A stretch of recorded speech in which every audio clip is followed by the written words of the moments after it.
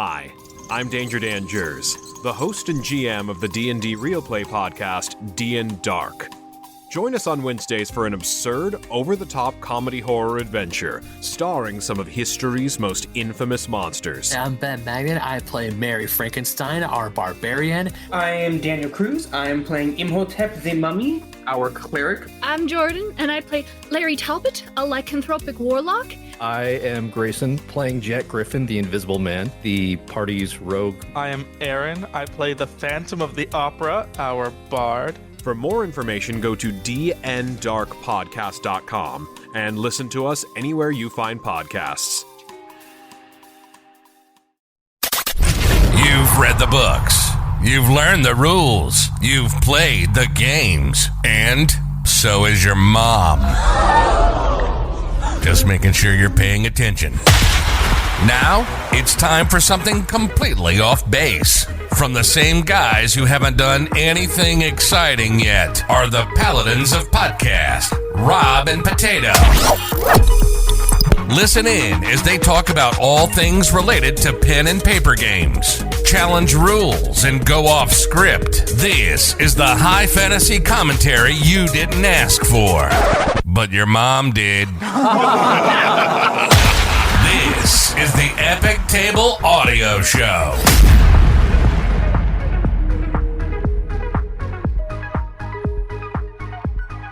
What's up, everybody, to another episode of the Epic Table Games audio show, starring the Paladins of Podcast, Rob and Potato. What is up, Potato? It's going. I'm all right. Still kicking it. Yeah, you took a week off work, didn't you? Yes, I did. I'm feeling better though. I'm ready to go work on Monday. Unfortunately. Yeah. This isn't a complaint about work podcast. This is a tabletop RPG podcast. Yes, it is, man. What's on the docket this episode? Well, I wanted to do a little bit of follow-up with what we talked about last week because I finally got the books in that I've been looking for. I know that we talked a little bit about Blades in the Dark and Lamentations of the Flame Princess. Yes, that's right.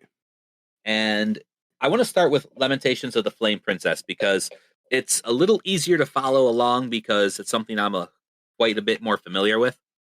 And a few key notes here. I mean, the book is a little larger than a 5x7 photograph. Oh, all right. It is approximately 170 pages long from cover to cover. So it'd be a very easy read. Yeah, it's not bad. And it has, like, right inside the front cover, it's got a price list for standard equipment. And on the very back cover, it's got rules for your encumbrances and mounts, saving throws, attack bonuses, etc. So kind of like your DM screen is right on the front and back covers.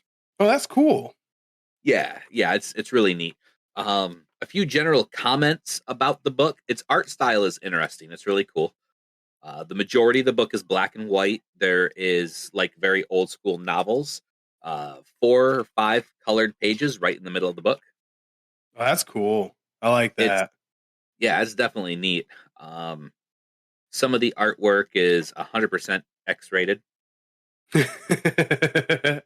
It's realism.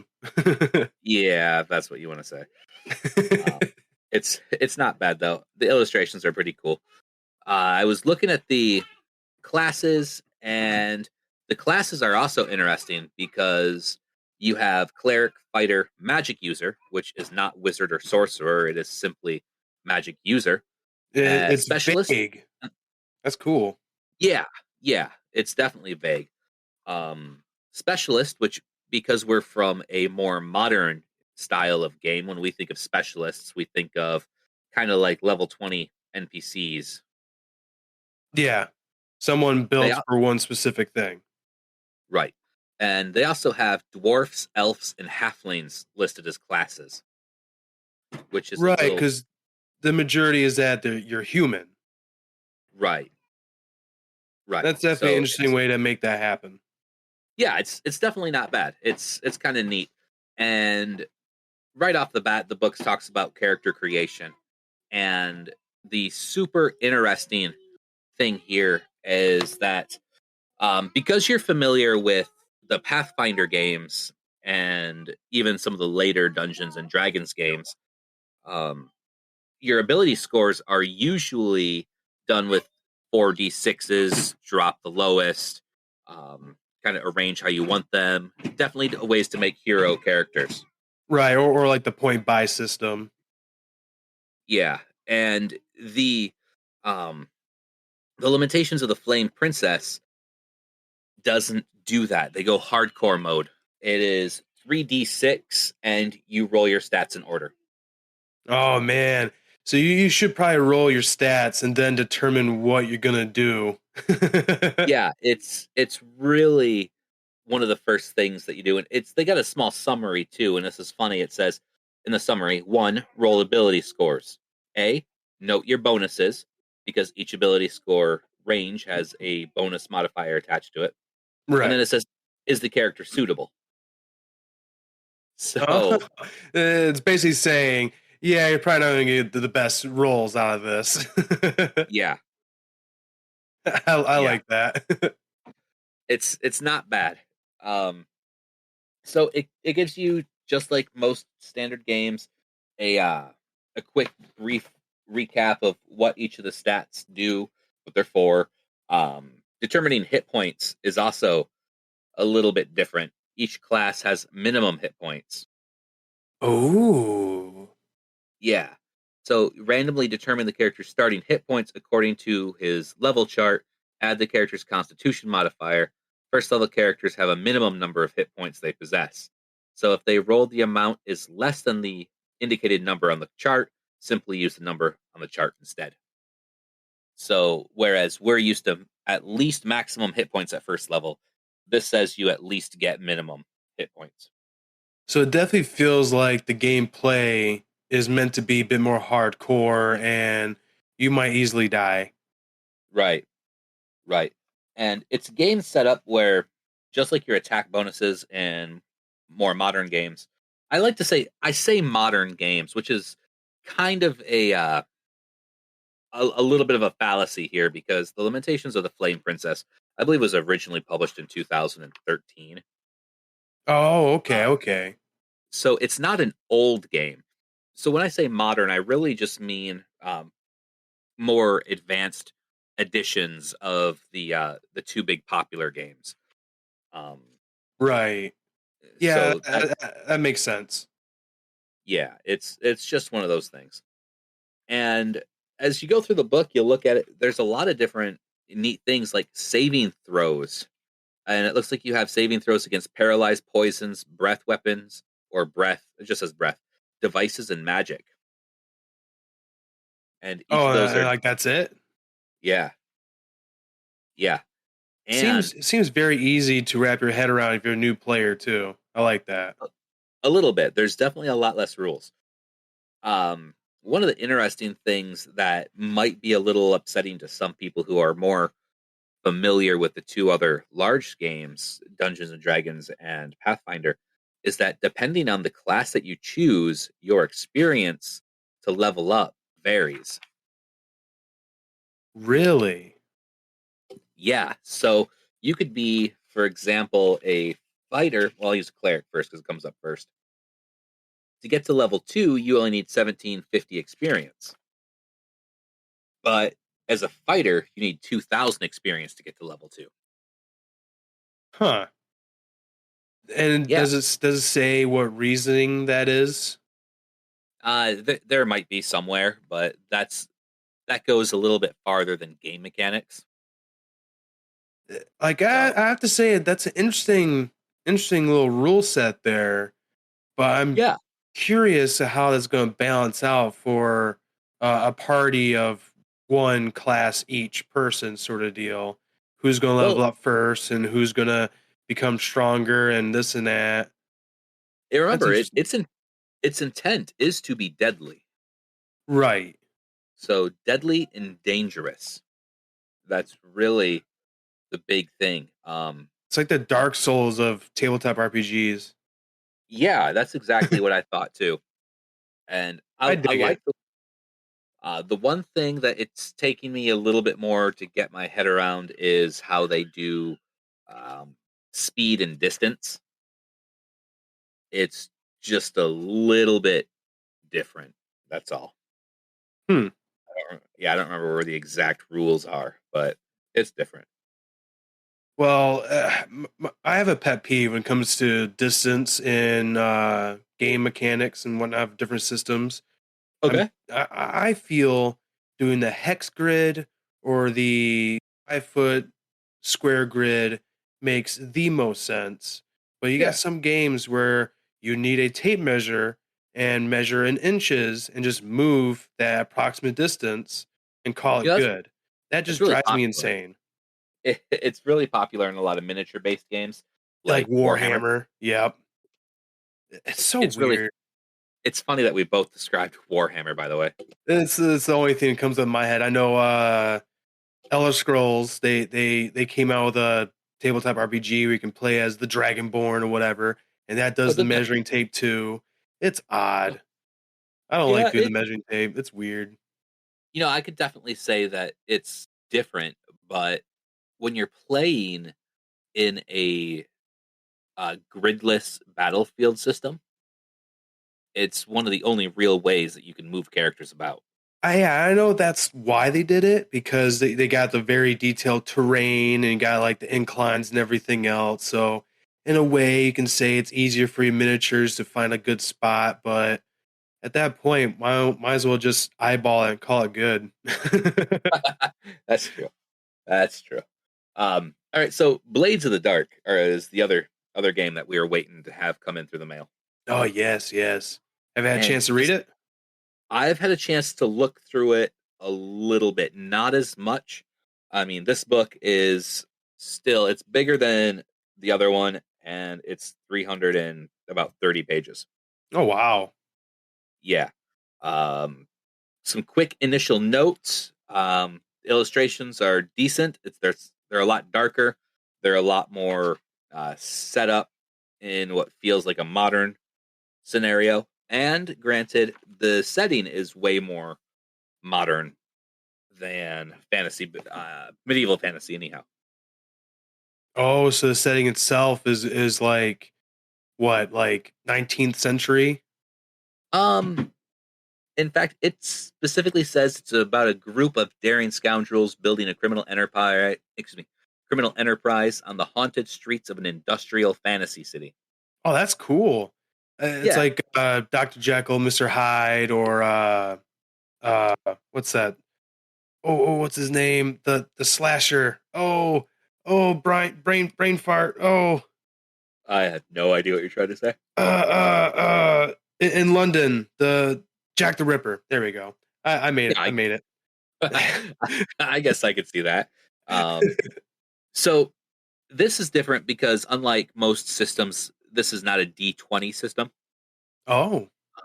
It's a 6-sided die system. You usually roll multiple 6-sided dice at once, and you use the single highest result. Oh, so it's kind of like Shadowrun then, if I'm not mistaken. A little bit. So it's essentially, if you roll a 6, it's a full success and things go well. If you roll more than 1 6, it's a critical success and you gain additional advantages. Cool. If the highest die is a 4 or 5, it's a partial success. You do what you're trying to do, but there are consequences. And if you roll a 1 to 3, it's a bad outcome. Things go poorly, you probably didn't achieve your goal, and you suffer complications. That makes it very easy. Yeah, and for the DM at least. Well, we all know that ease is really one of the key indicators on ways to get people into playing different games. Exactly. So the reason I wanted to talk about rolling the dice a little bit first is because a lot of times your judgment calls are semi-collaborative. So the bullet points that they have here, and I hate to just sort of present a wall of text to our listeners, but there's really no other way to describe some of this. That's just how it is. It is. And so it says, which actions are reasonable as a solution to a problem? So can this person be swayed? Must we get out the tools and tinker with this old rusty lock? Or could we also could it also be quietly finessed? In this case, the players have the final say. So, players figuring solutions to problems. I agree with that. Not a problem. Yes, Um, 100%. how dangerous and effective is a given action in the circumstance? How risky is this? Can the person be swayed very little or a whole lot? The GM has the final say. That makes sense. It's pretty That standard. does. Yeah. Which consequences are inflicted to manifest the dangers in a given circumstance? So, does this fall from the roof, break your leg? Do the blue coats merely become suspicious, or do they already have you trapped? Again, GM has the final say. Yes, indeed. That makes sense. Does this solution call for a dice roll, and which one? Is your scoundrel in a position to make an action? Make an action roll, or must they first make a resistance roll to gain initiative? The GM has the final say. Yeah. So far we have a lot of the regular calls that we're looking for. Which events in the story match the experience triggers for characters and crew advancement? Did you express your character's beliefs, drive, heritage, or background? You tell us. The players have the final say. Yeah. So now at the surface, that one seems to be pretty clear. But with the way the game is designed, you can justify how you met certain requirements for these experience triggers. That definitely helps for players who want to RP what they've done. Right. That's really cool. Right. So I like that. And there's really, the game structure has 3 phases. They have the free play, that's character scenes, actions, and consequences, gathering information, choosing a target, making a plan. And then you have the engagement role, followed by the next phase score, which is actions and consequences again, flashbacks, and then that leads into downtime, the payoff, the heat entanglements, downtime activities, and return to free play.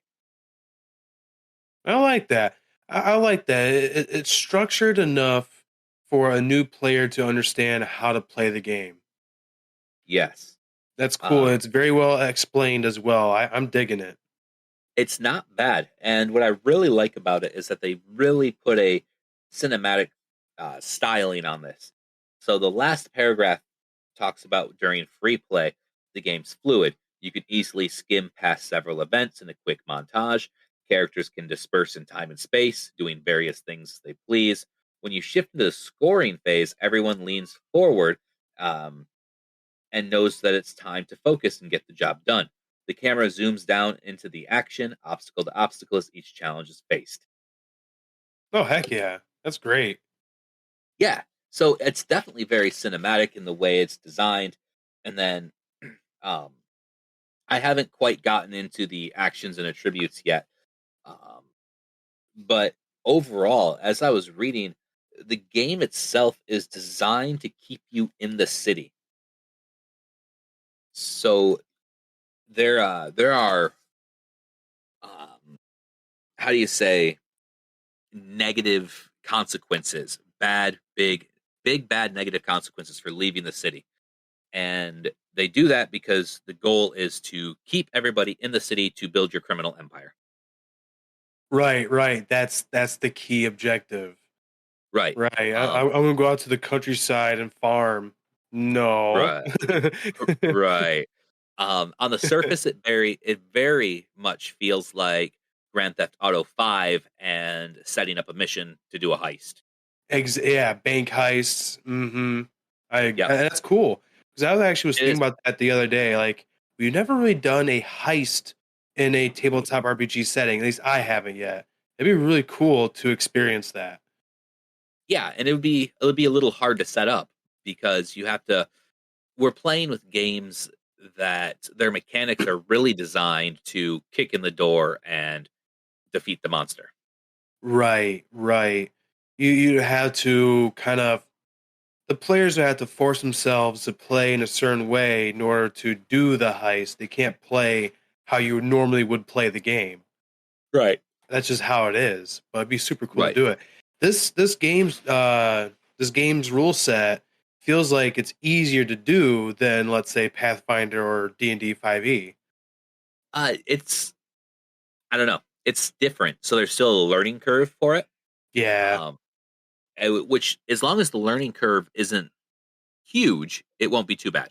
But I'm still trying to get my grasps with it. It's a bigger, like I said, it's a bigger book to go through, and it's new. So trying to figure it out is, seriously, in all honesty, I haven't really taken the time to read it page cover to cover yet. Yeah, you just got it, so it makes sense. Yeah, I've had it for a few days, and between life and work, it happens. Yeah. Not to mention, it's not like our regular Pathfinder game is going to drop everything to pick this up right away anyway. That's true. That's true. You got all the time in the world, my friend. Right, absolutely. So let's kind of jump into a few other things here. We were looking at Reddit, and one thing that seemed kind of interesting was a religion based on drugs. It's a question somebody asked. And I like it already. This is the Pathfinder subreddit here. So we looked up some of the official drugs in Pathfinder, and we're going to kind of answer this question a little bit. So Black Death 47 says, I have a player that wants to set up a religion that revolves around drug use. And reading the drug addiction rules, I'd say that would be pretty short-lived due to them dying on con damage, if nothing else. Any ideas on how to make this work without just hand-waving the negative part of drug use away? And as we were looking at drugs in the Pathfinder, we came up with what? Do you remember what it was? I think it was Midnight Milk. It was midnight. That's right, Midnight Milk. And we chose this one because its penalties weren't absolutely horrible. Oh yeah, very livable, I think. Yeah, it looks like it's just 1d2 wisdom damage. So damage is healable, not a big deal. It's not like it's permanent. Exactly. And effects are for 1 hour, fatigue, plus the user takes a -4 penalty on all saving throws made to resist sleep effects. And if the user falls asleep while under the effects of Midnight Milk, they dream vividly. These dreams last for 1 hour per dose of Midnight Milk taken in the past month, including this one. And upon awakening, the user is revitalized if he had enjoyed a full 8 hours of sleep. That's super cool because It is. It reminds me of the video game Far Cry 5, where they had, because it's kind of the same idea where they got this like psychedelic drug that they're pushing as their religion. Like, oh, well, you're getting these visions because of this that I gave you. I'm your Messiah, sort of thing. Oh, and this drug here is a great way to make that same kind of feel happen. You take it, you fall asleep, you have these vivid dreams, and you can totally equate that. Like, oh man, it's because my God, my true God, was talking to me, the Midnight Milker. Right. I don't need. Damn it, potato. Yeah. So the addiction for Midnight Milk is moderate, and it's a Fortitude DC of 16. Yes, 16. So it's not the worst thing. No, not at all. And I mean, it's one of those things where you can story tell it, where it is, like we said, psychedelic effects in their dreams because they're so vivid, and they wake up feeling revitalized. Why wouldn't somebody be addicted to this stuff? Exactly. So I know we've talked. After a hard night on the job, I wouldn't take some Midnight Milk. Right. It helps me get to sleep. I know that we've talked about the idea of adding some of these more adult themes into tabletop RPG games. And I think Midnight Milk is a way to really help bring in something like drug use and addiction without being overly realistic or triggering.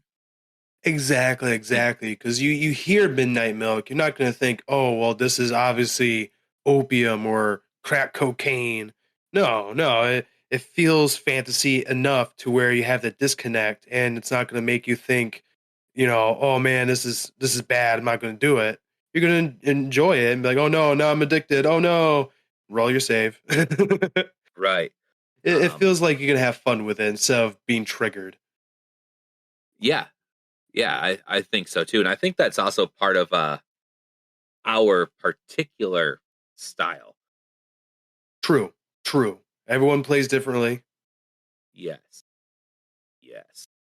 Want to talk about the experimental midnight milk? No, that one doesn't seem like that's. I don't.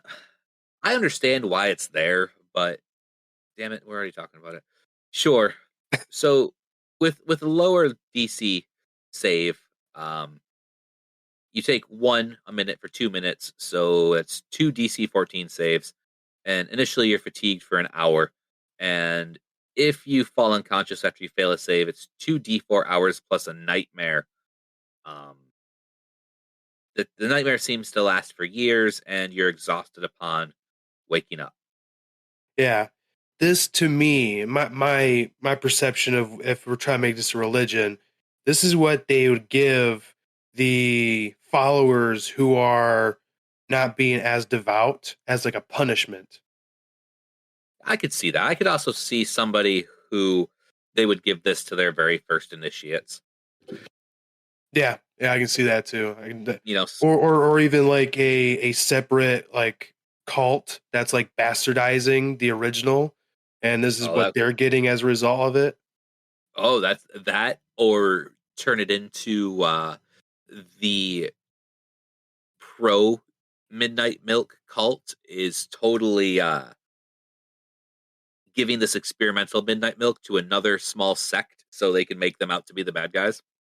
Yeah, like a patsy. Yeah. Now we're turning this into an entirely new subplot for something. When all in reality, Black Death was just, how to make it work without hand waving the negative parts of drug use away. And I think that the big thing here is you don't hand wave the drug use negative parts away. You deal with them, and as they come, they come. And right, you choose something where if you're going to use strict game mechanics that doesn't have a horribly high DC save, something that's not going to constantly attack them for ridiculous damage. For example, the moderate addiction is you have to make the save once a day, and you take a -2 penalty to con and strength. That's not damage to your score. That's just a penalty. And that's the right. target cannot naturally heal ability damage caused by the drugs that cause the addiction. So that -2 points of ability, that 1d2 wisdom damage, while it doesn't heal naturally, like I said, it's not a huge deal. Moderate addiction is cured with 3 consecutive saves. Right, and that could be done with anybody. Right. There's several diseases that have the same mechanic. 3 consecutive saves and you're good, scot free. Right. So as long as you're looking at the ability to cure your addiction, then you take that format right there essentially and figure out the best way to design a drug related cult.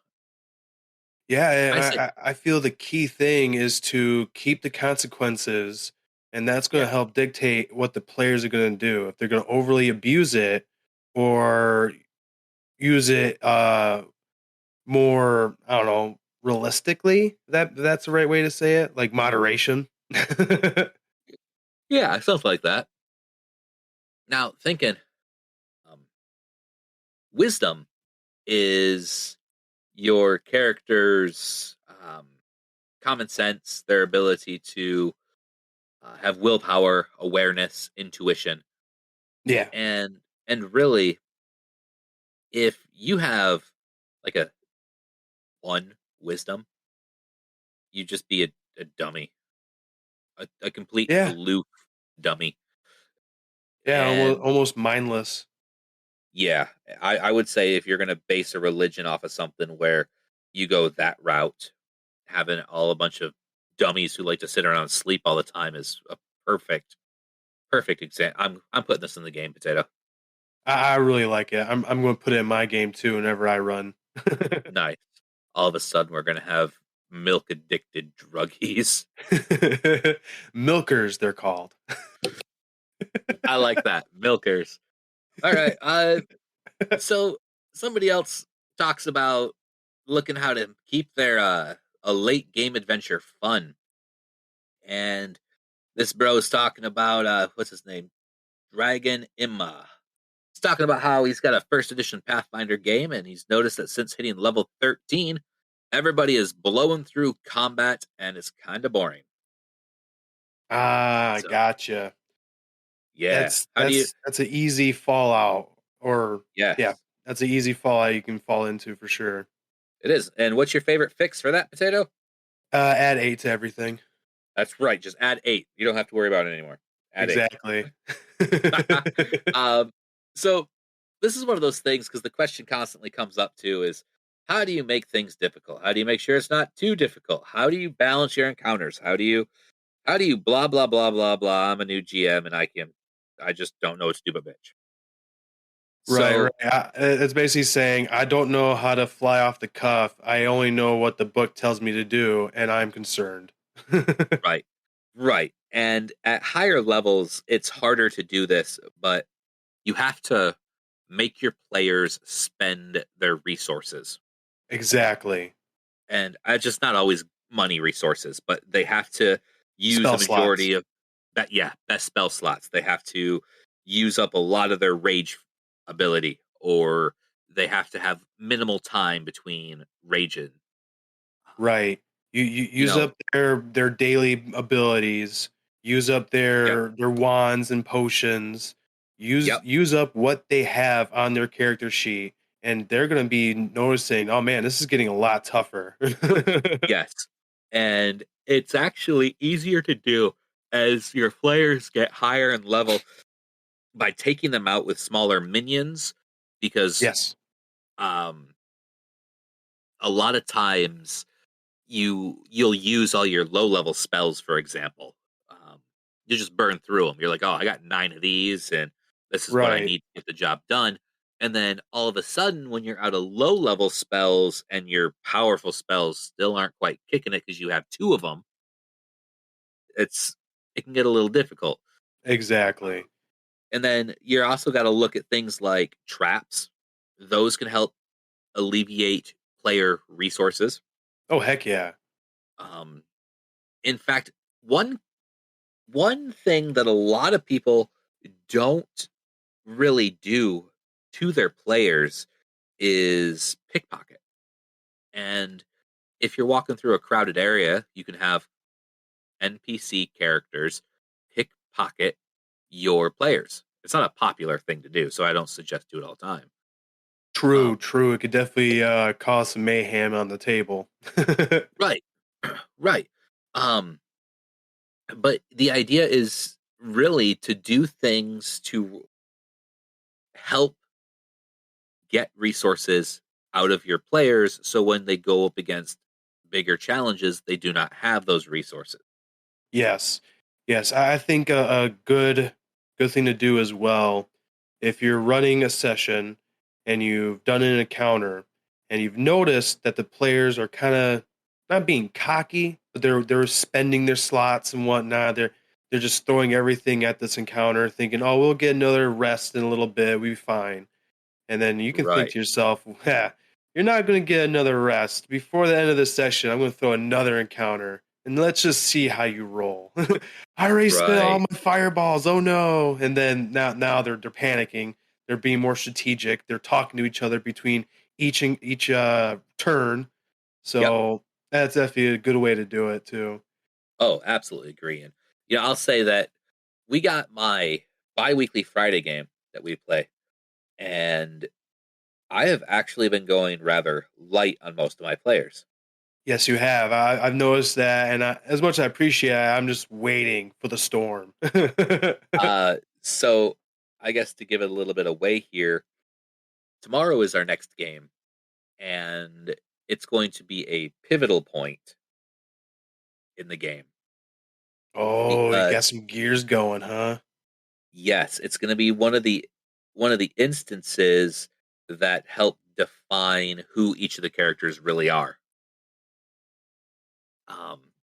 And it's going to be both heavy for story and heavy for some of the individual players themselves. Scale of 1 to 10, how many players do you think is going to die? Um, I don't know. Remember, I don't like to kill my players, so I try not. I try not to. There's generally a story reason for people to back off and leave you guys at the edge of death. Right. I feel that's definitely the best way to do it. If it's the story, then it doesn't feel like a complete cop out. Especially Right. if it's the other way around. Like my character died of the most on-scene circumstance. Well, that's because of what I did in the story, not because someone fudged a roll against me. Right. Right. Now, speaking of that character, have you been working on his return yet?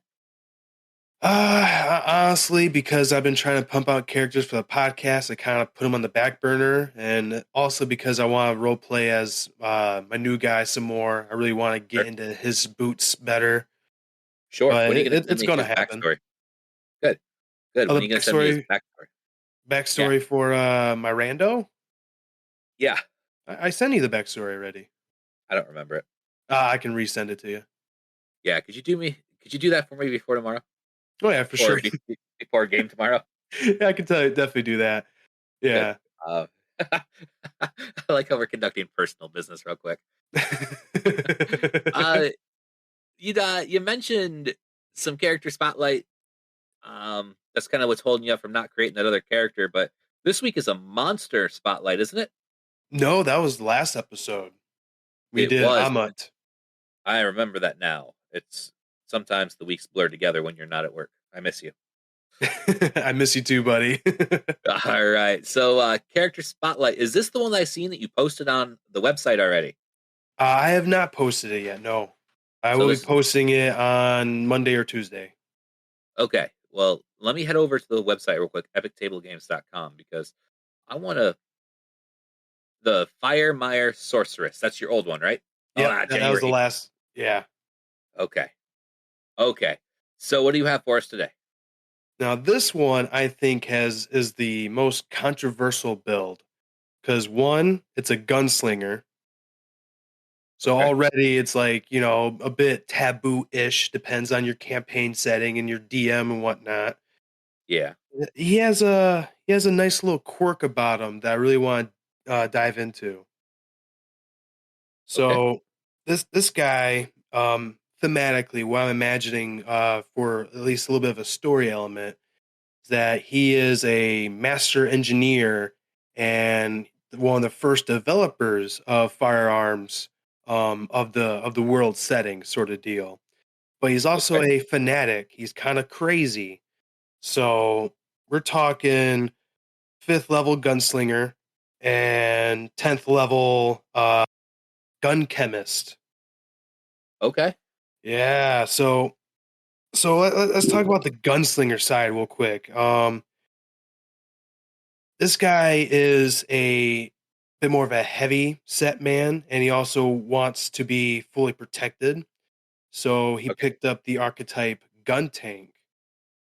Now, what that allows you to do is that you can now wield shields, like a tower shield, and you can have heavy armor, which is a thing that not a whole lot of gunslingers are usually capable of doing. Right. He's a rifle gunman, of course. Now I've kind of made it where at least at 5th level, the build that I had in mind can fully start. Because usually at level 5 gunslinger, you get your dex to damage, but that got pushed down a little bit because of the gun chemist. Okay. Because the very first alchemist discovery, he will be getting a vestigial arm. That 3rd arm is going to be holding on to the tower shield, so then he can use his rifle unabated. So does that 3rd arm allow him to hold a tower shield? Yes. The 3rd arm is capable of holding on to a tower shield. Okay, so this essentially human race? Yes, human. Yep. So we're not totally concealed, but we have pretty good cover. Yeah. Yeah, and the main idea of this build is being able to hit people easily, but not get hit at all, and setting up your own cover so you don't have to worry about the environment. Because you can That sounds like plant the tower shield, and then the edge of your square, that's now known as total cover. Right. And also, if you have a culverin, if I'm pronouncing that wrong, excuse me, but it's like the cannon from a ship, but in a more handheld fashion. You can actually use a tower shield to prop it up so you don't get a penalty to its unwieldy weight. So that's another added plus if you want to go down that route. I went with I actually did a couple builds with this, and I'll be posting them on the website as well for early firearms and advanced firearms. But I'm not going to go into modern. No LMGs, no AK-47s. No. But yeah, a culverin, the big cannon, that's actually viable for this build, and it's a really neat idea. Really neat. Nice. It sounds interesting. Oh, another added thing here I want to talk about as well. Because of the alchemist side, he has a special ability called Alchemical Ordnance. Yeah. What it does is that it replaces the alchemist's bomb ability and basically transfers that into the bullets. So you can infuse a bullet, and it can do extra 1d6 plus your intelligence modifier of fire damage, and that scales every odd level. So when you get to level 14 overall, you'd be having a plus 5d6 on top of the weapon's normal damage. Oh wow! Yeah. So that we talked about something like that briefly, where ways to increase your damage dice are paramount in order to deal massive amounts of damage. Yes, and this guy can do it. Sure, you have to get pretty high in level, but I feel everyone would be doing relatively same numbers, like a paladin smite at that same level, probably doing the same amount of damage, maybe. About ish. It seems like it makes sense to do that. Just running by what we know off the game. Yeah, I'd say so. And at first I thought, well, it sucks that it replaces bombs, because I think having a bomb would be pretty cool to have too. But there's also a alchemist discovery called Exploding Bullet. So now if you hit someone with a direct hit, that then does splash damage as if you threw the bomb. So 5-foot radius around him, you can hit more people for minimum damage. And that's just chef's kiss. Absolutely. I dig that. And it sounds like the build has been thoroughly worked out. I mean, you put everything together to really play off of itself, and as you get higher in levels, it works. It definitely works. I feel the suckiest thing about this build is the rapid reload. Because usually for any ranged-based character, you're going to get rapid reload pretty quickly, especially for a gunslinger. You kind of want that right off the bat. Yeah. Now, in game, you could get it early, and then when you get down the line, you could retrain it, because at a what level is it? It is a level 6. So a level 6 alchemist gets rapid reload for free. But with our current build, that sets us up at character level 11. Oh wow. Yeah, so it kind of pushes that a little bit too far. When you get to level 11, it's like, finally I get rapid reload, That sucks. Right. Yeah. Now, I know gunslingers have a chance to break their firearm. That's right, the misfire chance. Yes. Do you happen to have a way to avoid or abate that as much as possible? Yeah, so you'd be using alchemical cartridges. It'll help with your reloading, but actually will make the misfire chance higher. But there's also deeds that'll help with the misfire chance. I do so believe. I may be wrong on that, to be honest.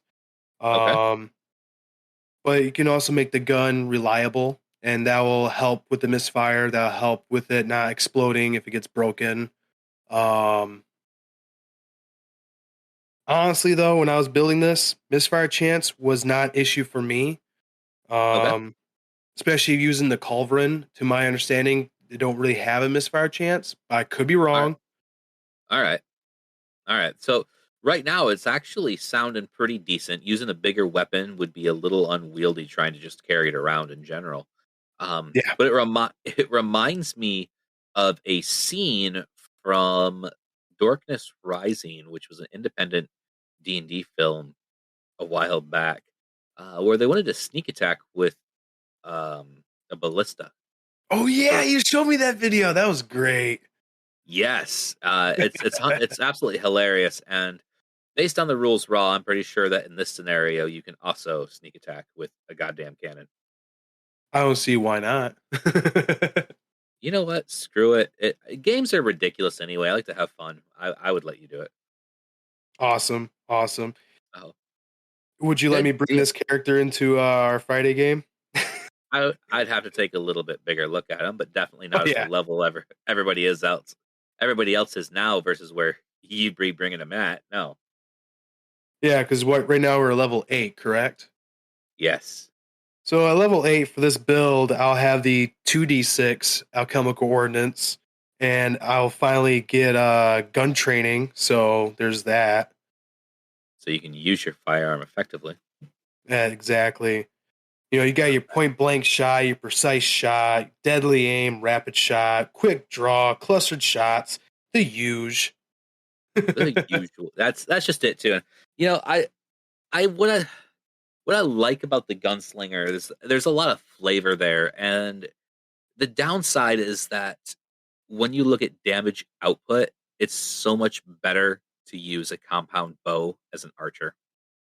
Yeah, it scales a bit better, definitely. Yeah. But I don't generally include gunslingers in my games, particularly because they don't fit the theme. Yeah. But Usually fantasy settings don't really have high tech equipment like that. well, I wouldn't even say the high tech equipment. It's just that when you think of Middle Earth, you don't think of firearms. You True, know? true. Now the culverin, that's doable enough. You took it from a ship. Yeah, yeah. I mean, doable. But could you imagine Shooting a big Legolas? cannonball. As a Oh, Legolas. yeah. Could you imagine Legolas wielding a cannon instead of a bow and arrow? Right. So, all Well, right. another thing is too that makes gunslingers pretty nice is the attacks against touch AC. No other Yes. weapon, to my understanding, does that. Well, it for the gunslinger is particular if you have grit points available. True. Yep, that's the caveat. That is So, true. yep. But granted, once you hit a certain level, you can actually store grit points in your firearm, and as long as you have one there, you're good to go. Well, you can always pick up a feat extra grit as well. That's extra Yeah, 2 points of grit, easy peasy. But who's right. going to But want to do that? considering that with your specific build, I think all your feats are pretty much used anyway. Yeah, I mean, honestly, I could wiggle it in. The last 3 feats I chose was just for armor focus, weapon focus, and shield focus. That very Okay. basic, but I could totally Well, swap it around for a grit if I really wanted to. that's true. I would say that you couldn't really swap out your not armor, your shield focus, because that's what allows you to focus tower shield, right? You can use that without issue. Well, yeah, already you'd be proficient with tower shields, but having the shield focus just makes the tower shield better. Just increases the AC by 1. That's it. I mean, yeah, you got to look at that trade off then if it's just 1 point. Yeah. So, all right, not bad. Not bad. I like it. And you said you'll have that posted up by early next week? Yes. Hopefully same Superb. time as the other character. I kind of want to make that routine, but it's a little I tough hope so. with how life is. I get it. I get it. And I like seeing them up there on the website. So Yeah. let's call it for this week, and we'll jump back in next week with hopefully some more interesting stuff to talk about. Yep. We'll be maybe share another story or two. Maybe showcase another game that we've stumbled on. Yeah, and hopefully we'll be back in the studio so we can actually see each other's reactions a little better. This remote thing is different. It is. I think if we were to keep doing this, I'll need to get a webcam because not being able to see is making it kind of hard. Yeah, it's definitely different. So, all right, guys, check us out online at epictablegames.com, and you can find us on Facebook at facebook.com/epictablegames. If you have any questions, search us out in our group or use the forums, and we're always looking forward to seeing you next time.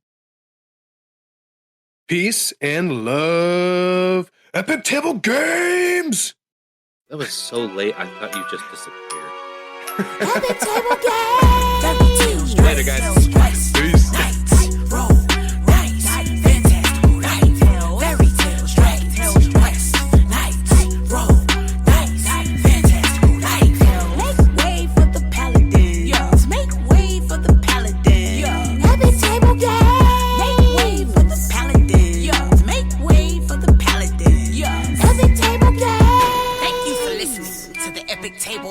Show with the paladins of the podcast, Rob and Potato. Until next time, stay in touch on Facebook at Epic Table Games and online at epictablegames.com. Yeah. Epic Table Games.